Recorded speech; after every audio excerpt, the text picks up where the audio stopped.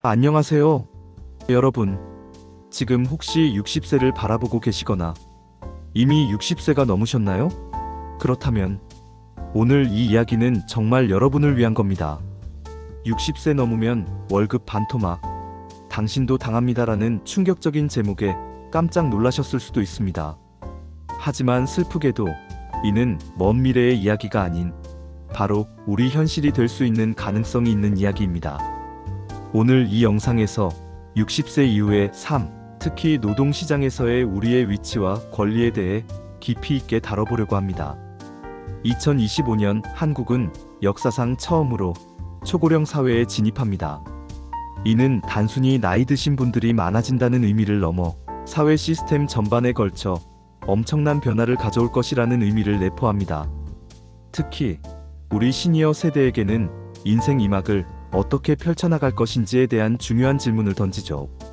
과연 우리는 60세가 넘어서도 안정적으로 일하고 정당한 대가를 받을 수 있을까요? 안타깝게도 현실은 그리 녹록지 않습니다. 특히 임금 피크제라는 제도가 우리의 월급을 위협할 수 있습니다. 임금 피크제 말만 들어도 벌써 월급이 줄어드는 소리가 들리는 것 같죠?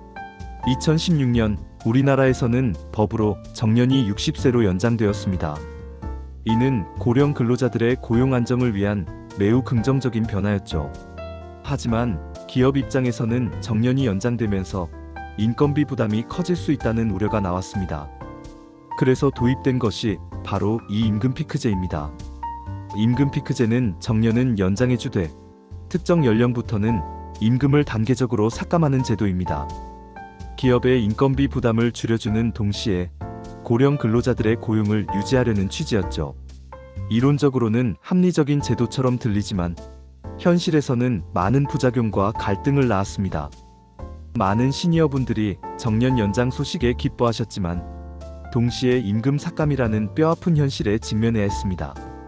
정년 유지형, 정년 연장형, 재고용형, 그리고 근로시간 단축형 등 다양한 임금 피크제 유형이 있습니다. 각 유형마다 임금이 줄어드는 방식과 폭이 조금씩 다릅니다. 하지만 어떤 유형이든 핵심은 나이가 들면서 우리의 소중한 월급이 줄어들 수 있다는 겁니다. 이로 인해 회사와 근로자 사이의 갈등은 끊이지 않았고 법정 다툼으로까지 이어지는 경우도 많았습니다. 과연 나이가 들었다는 이유만으로 임금을 깎는 것이 정당한 걸까요? 아주 희망적인 소식이 있습니다.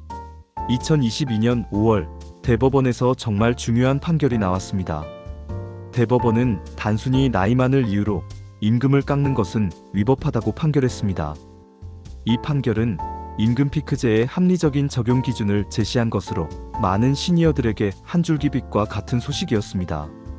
실제로 이 판결 덕분에 KB신용정보의 직원들이 부당하게 삭감되었던 월급을 되찾는 사례가 있었습니다.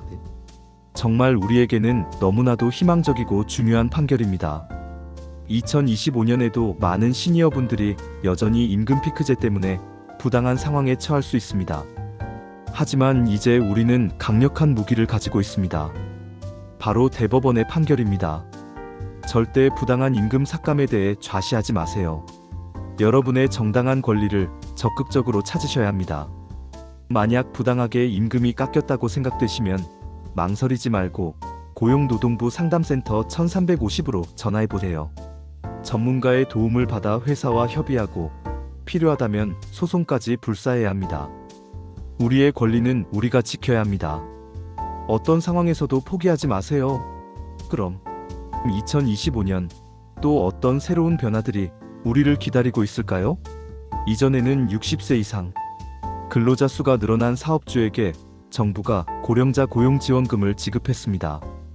이는 기업들이 고령 근로자들을 계속 고용하도록 장려하기 위한 제도였죠.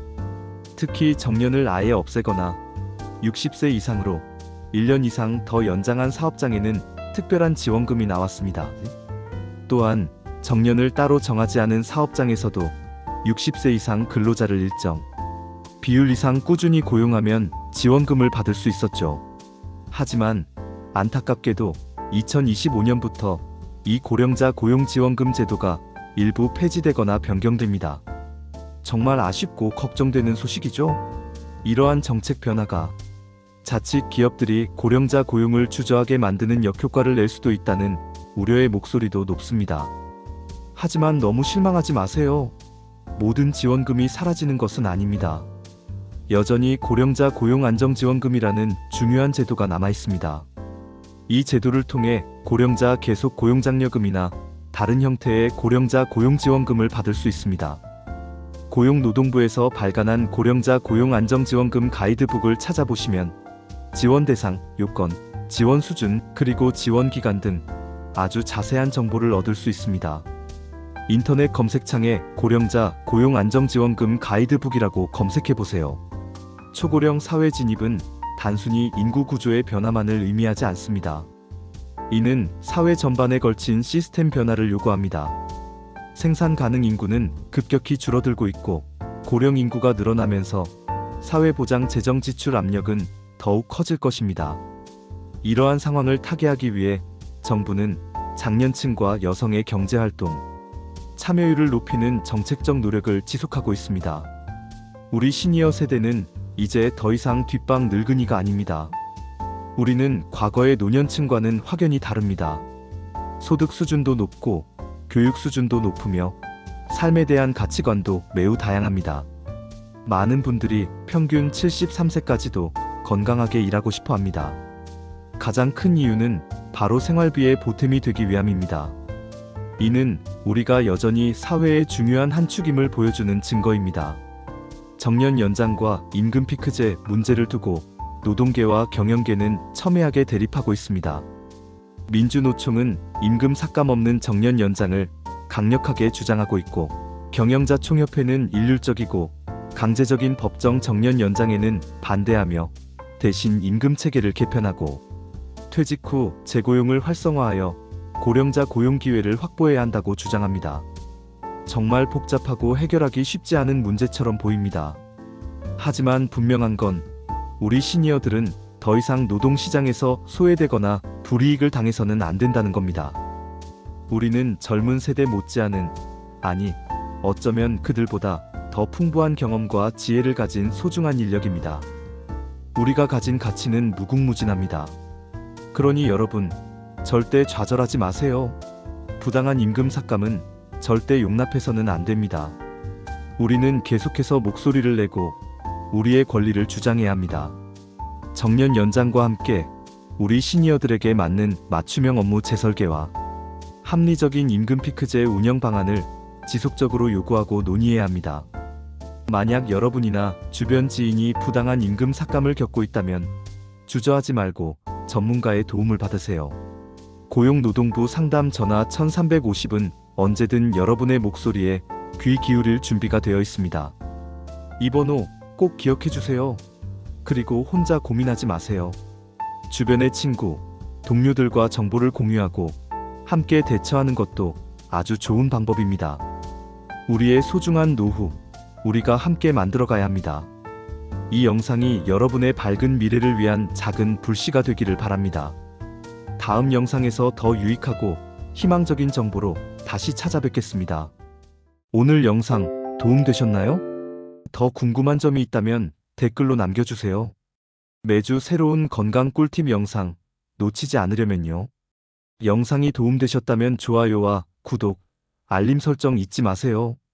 다음에 또 만나요.